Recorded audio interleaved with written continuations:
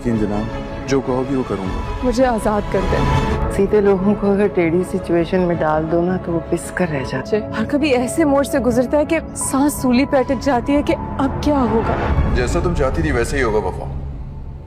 अब तुम्हें कभी मेरी सूरत देखनी नहीं पड़ेगी। अब मैं कोई जालिम समाज नहीं हूँ। मैंने तहजीब एक दफ़ा फिर सालिस का मुकदमा लेकर अपने भाई के पास जाएगी। वो उसे समझाएगी कि उसका बेटा बहुत ज़्यादा सीधा साधा है। लोग उसकी सादगी का काफ़ी हद तक फ़ायदा उठा लेते हैं और यही काम शिफा ने किया है। शिफा ने जानबूझकर वफ़ा और सालिस के दरमियान गलतफहमी पैदा की है। उस दिन जो कुछ हुआ वो शिफा की चाल थी। शिफा अपनी शादी करवा कर तो एक तरफ हो जाएगी लेकिन उसका बच्चा बेचारा पिस कर रह जाएगा। यहाँ पर उस्मान साहब अपनी बहन का मान रखते हुए उसे यकीन दिलाएंगे कि वो अपनी बेटी की खुशी चाहते हैं। कोई बाप भी नहीं चाहता कि उसकी बेटी उजड़ कर घर वापस आए।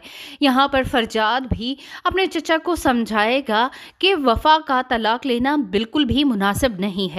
सभी की यही राय होगी कि सालिस और वफ़ा को अब एक दूसरे का हो जाना चाहिए। जिस तरह पहले चल रहा था वो सब कुछ ठीक हो जाना चाहिए, लेकिन वफ़ा को लगता है कि सब कुछ ठीक नहीं हुआ। सालिस आज भी शिफा से ही मोहब्बत करता है और जब भी वो सालिस पर यकीन करने लगती है तो कुछ न कुछ ऐसा ज़रूर हो जाता है जिसके बाद उसका यकीन उठ जाता है। सालिस जब वफ़ा के पास आकर उसे यकीन दिलाने की कोशिश भी करेगा तो वफ़ा उसकी बात पर यकीन नहीं करेगी। वो उसे यही कहेगी कि वो उसकी खुशी चाहता है तो बेहतर यही है कि वो उसे आज़ाद कर दे। वो उसे तलाक लेना चाहती है, वो उसके साथ मज़ीद अपनी ज़िंदगी नहीं गुजारना चाहती।